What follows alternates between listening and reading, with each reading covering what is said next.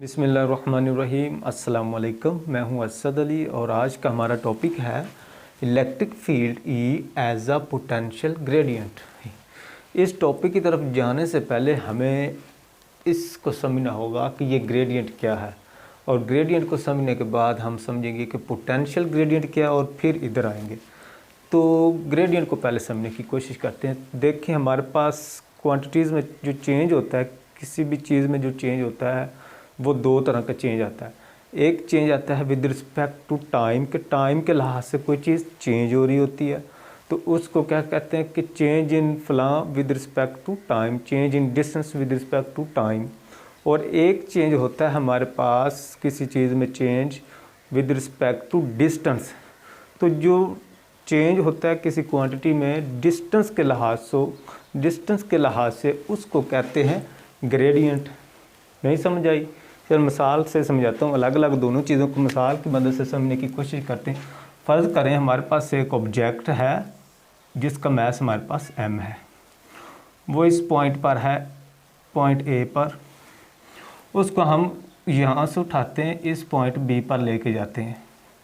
यहाँ से यहाँ तक हम उसको लेके पॉइंट B पर, यहाँ ये उसका स्टार्टिंग पॉइंट है। कहते हैं कि यहाँ पे उसका डिस्टेंस जो उसने कवर किया वो 0 है, और यहाँ पे पहुँच के उसका डिस्टेंस हो गया d। और इस ऑब्जेक्ट को पॉइंट A से पॉइंट B तक ले जाने के लिए, या ये कहें कि डिस्टेंस 0 से D कवर करने के लिए कितना टाइम लगा, वो t हम कह देते हैं कि हमारा ऑब्जेक्ट यहाँ पर टाइम t पे पहुँचा।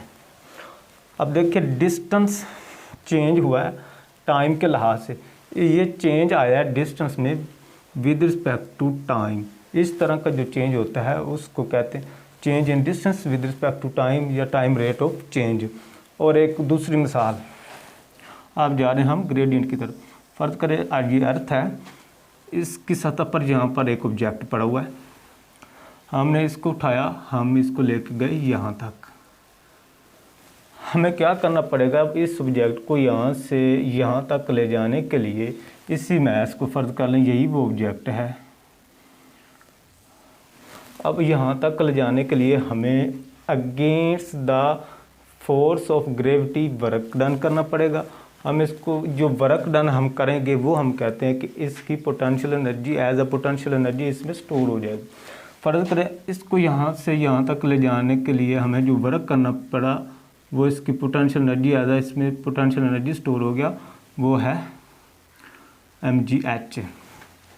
जो हमें यहाँ से वर्क डन करना पड़ा इस पॉइंट तक इसको ले जाने के लिए।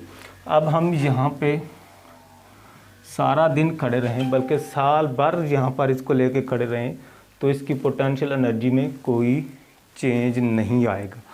हो चेंज कब आएगा? जब हम और इस पे वर्क करें और इसको और डिस्टेंस कवर ऊपर करवा के लेके जाएं यहाँ तक, तो यहाँ पर इसकी एनर्जी और बढ़ जाएगी।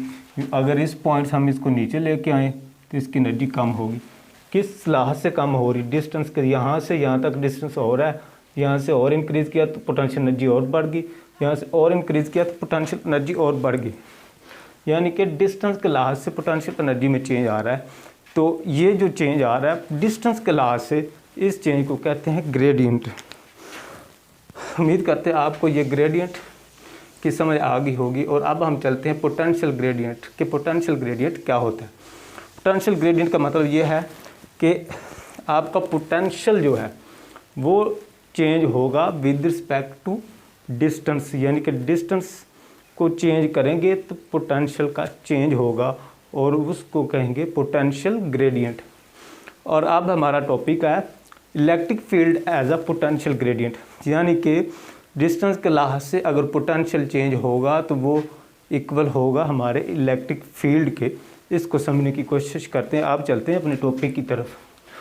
तो इसको समझने के लिए हमने ये कंसीडर कर लिया, हमारे पास दो अपोजिट चार्ज प्लेट्स हैं।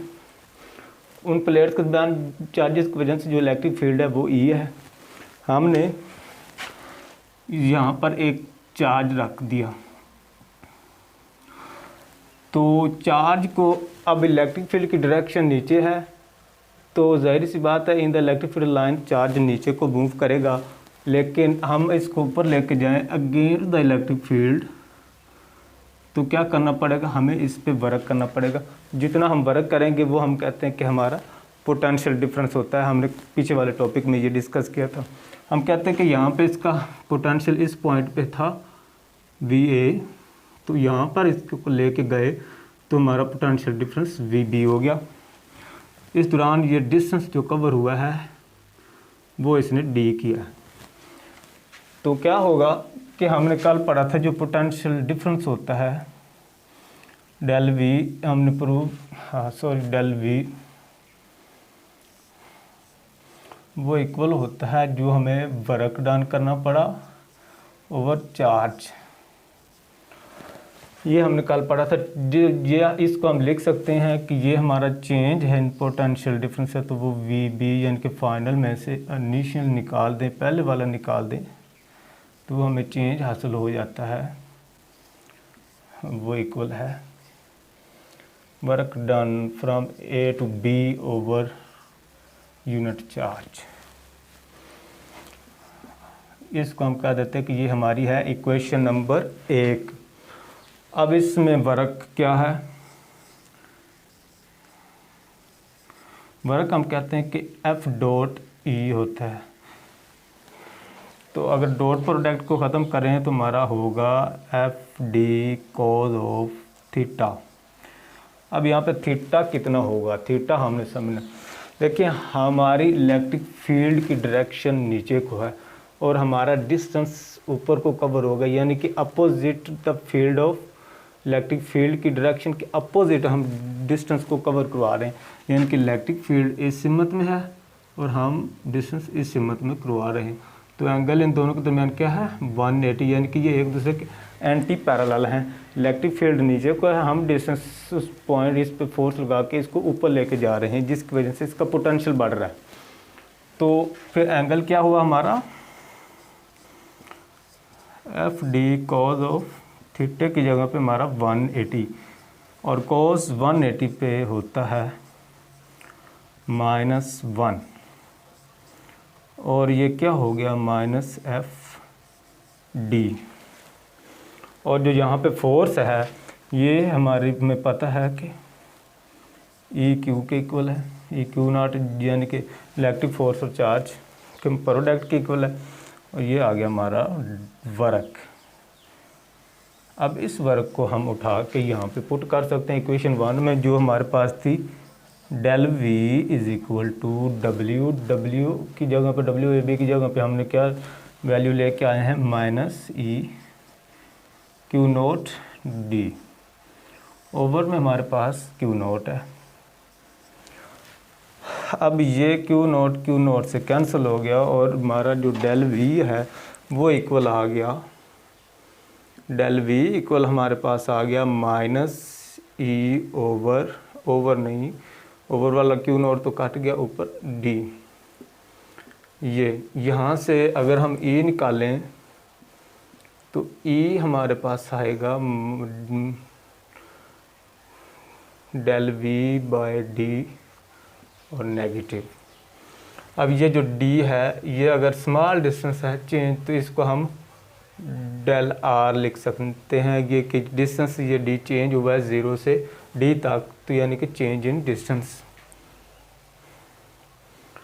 तो ये del V over del R आ गया हमारा इलेक्ट्रिक फील्ड। अब ये आ गई हमारी इक्वेशन।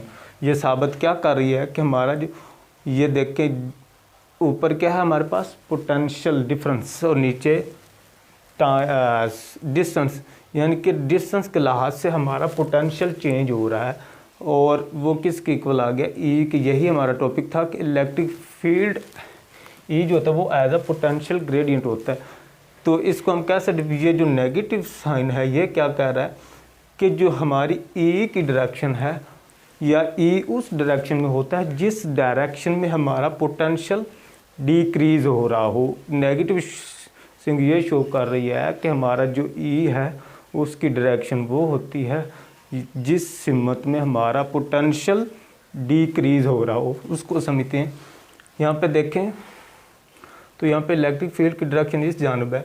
अगर हम यहाँ पे हैं इस पॉइंट पे तो यहाँ पे पोटेंशियल कम होगा अगर हम ऊपर लेके जाएं तो यहाँ पे पोटेंशियल और इंक्रीज़ हो जाएगा, ऊपर जाएं और इंक्रीज़, जैसे जैसे नीचे आएंगे यानी कि जैसे जैसे इलेक्ट्रिक फील्ड की डायरेक्शन में आएंगे तो हमारा पोटेंशियल कम होता जाएगा, जैसे इलेक्ट्रिक फील्ड की अपोजिट डायरेक्शन में जाएंगे हमारा पोटेंशियल बढ़ता जाएगा। और ये इक्वेशन कह रही है कि हमारी इलेक्ट्रिक फील्ड की डायरेक्शन में जो हमारा पोटेंशियल होता है वो डिक्रीज़ होता जाता है।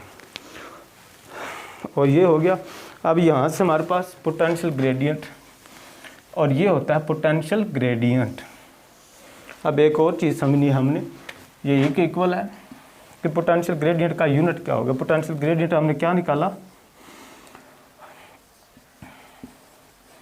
पोटेंशियल ग्रेडियंट है हमारे पास del V over del R, ये आ गया हमारा पोटेंशियल ग्रेडियंट। और ये हमने साबित भी कर लिया कि ये ई के field as a potential gradient होता है हमारा इलेक्ट्रिक फील्ड।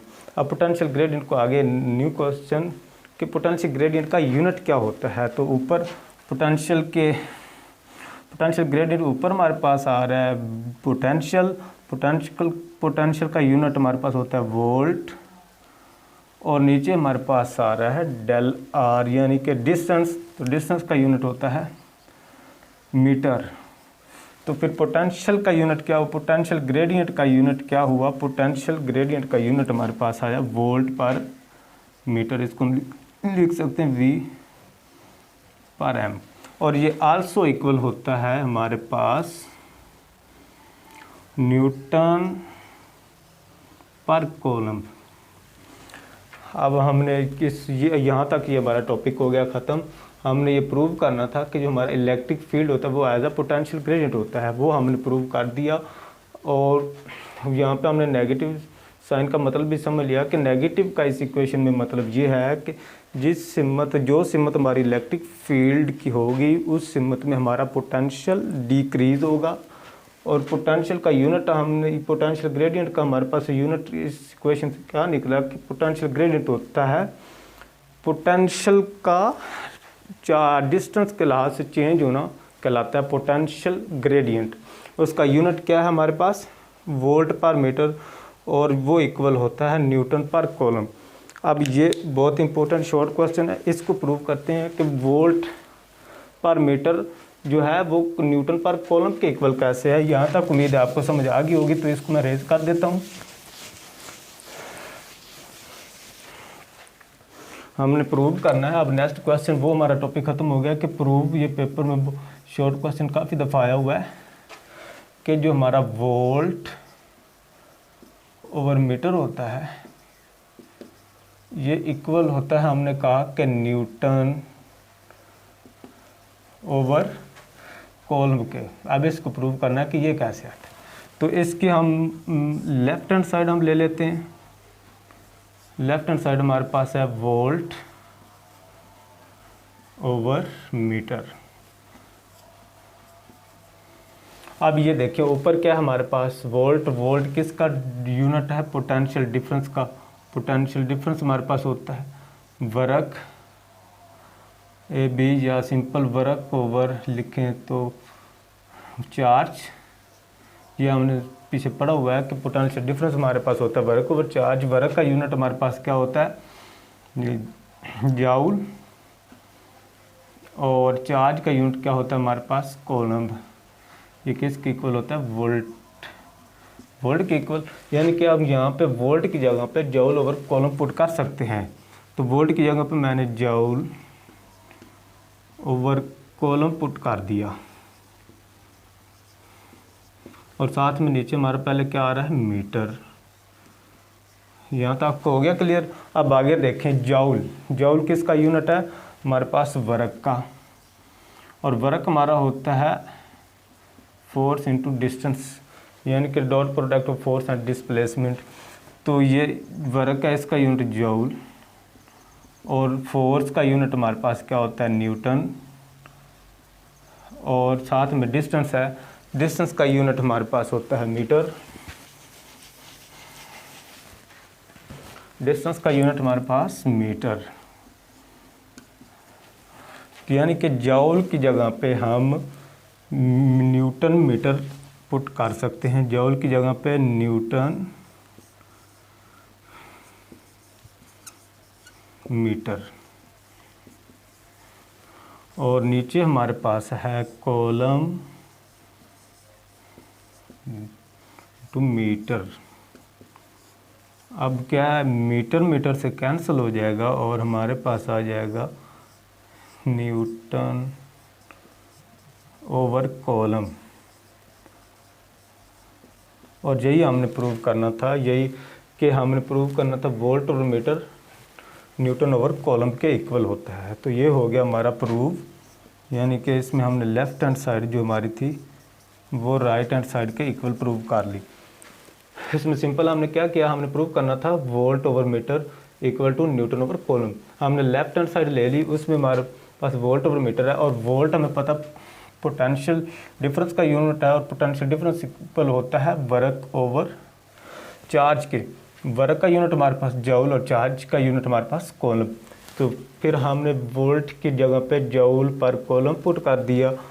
तो और फिर इसके बाद हमने देखा कि जो जूल है ये यूनिट है वर्क का, और वर्क इक्वल होता है फोर्स एंड डिस्टेंस। तो फोर्स का यूनिट न्यूटन इंटू डिस्टेंस का यूनिट हमारे पास मीटर। तो वो हमने पुट कर दिया जूल की जगह पे।